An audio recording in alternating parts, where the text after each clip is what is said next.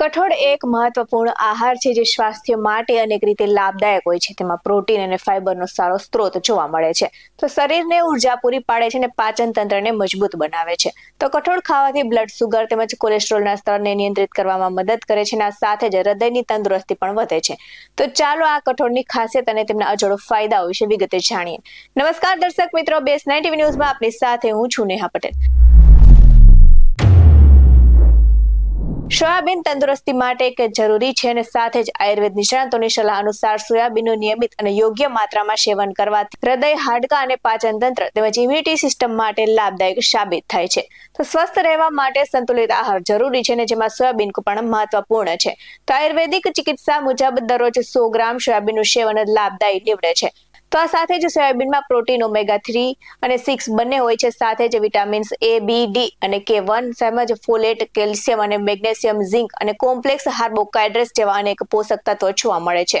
તો શરીર સ્વસ્થ રાખવા માટે તે મદદ કરે છે અને સોયાબીન ખાવાથી કોલેસ્ટ્રોલનું સ્તર તેમજ બ્લડ પ્રેશર ઓછું થાય છે. તો આ સાથે જ સોયાબીનમાં રહેલા ઓમેગા-3 ફેટી એસિડ હોય છે, જેના કારણે કોલેસ્ટ્રોલ અને બ્લડ સુગર લેવલ નિયંત્રિત રહે છે અને હૃદય માટે સારું રહે છે. અને આ સાથે જ હૃદય રોગનું જોખમ ઘટે છે, એટલે કે હાર્ટ એટેકનું જોખમ પણ ઘટે છે. તો સોયાબીનમાં કેલ્શિયમ અને મેગ્નેશિયમ ભરપૂર માત્રામાં હોય છે, જે હાડકાં માટે બેસ્ટ સાબિત થાય છે અને તે હાડકાં મજબૂત બનાવે છે.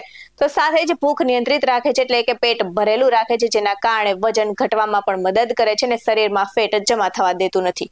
તો આ સાથે સોયાબીનમાં ફાઇટો એસ્ટ્રોજન નામનું તત્વ રહેલું છે, જે મહિલાઓ માટે ખૂબ જ લાભદાયક છે, કારણ કે તે માસિક ચક્ર અને મેનોપોઝના લક્ષણોને સુધારે છે. અને દરરોજ 100 ગ્રામ સોયાબીન ખાવાથી સ્વાસ્થ્ય ખૂબ જ સારું અને હેલ્ધી રહે છે. તો આ સાથે જ કબજિયાત, પેટની તકલીફ, ડાયાબિટીસ, એનિમિયા અને કેન્સરથી બચાવે છે. તો સાથે જ સગર્ભા સ્ત્રીઓ માટે પણ લાભદાયક નીવડે છે. જો કોઈ પણ લોકોને પ્રોટીનની ઉણપ છે તો તેમના માટે સોયાબીન એક બેસ્ટ ઉપાય છે અને વધુ માત્રામાં સોયાબીનનું સેવન નુકસાનકારક સાબિત થઈ શકે છે. તો આહારનું પ્રમાણ હંમેશા આયુર્વેદ નિષ્ણાતની સલાહ મુજબ જ નક્કી કરવું જોઈએ, જેથી ફાયદાકારક અને સુરક્ષિત રહી શકાય. આવા જ વધુ અહેવાલ સાથે ફરી મળતા રહીશું. તમે અમારી YouTube ચેનલને સબસ્ક્રાઇબ કરવાનું અને અમને Facebook અને Instagram પર ફોલો કરવાનું ભૂલશો નહીં. બાકી નવી અપડેટ્સ મેળવવા માટે આપ જોતા રહો BS9 TV ન્યૂઝ. અહીં આપવામાં આવેલી જાણકારી વિવિધ નિષ્ણાતોના જણાવ્યા પર આધારિત છે. BS9 TV ન્યૂઝ આવી કોઈ પુષ્ટિ નથી કરતું. નમસ્કાર.